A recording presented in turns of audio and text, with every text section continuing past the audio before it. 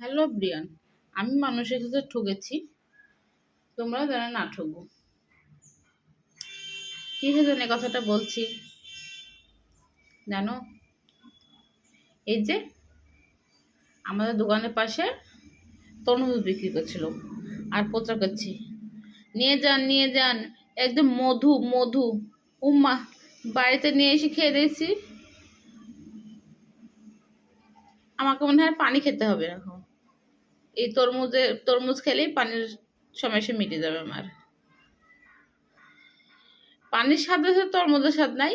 আর এদিকে প্রচার করছে মধু নিয়ে যান, মধু নিয়ে যান। একে কেউ সহ্য করতে পারে?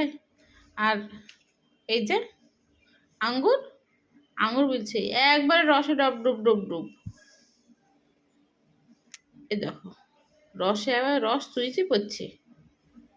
মানুষের কথা বিশ্বাস করতে হয় বলো? এত সব মানুষ ফাঁকিবাজ। সত্যি কথা বললে কি হয়,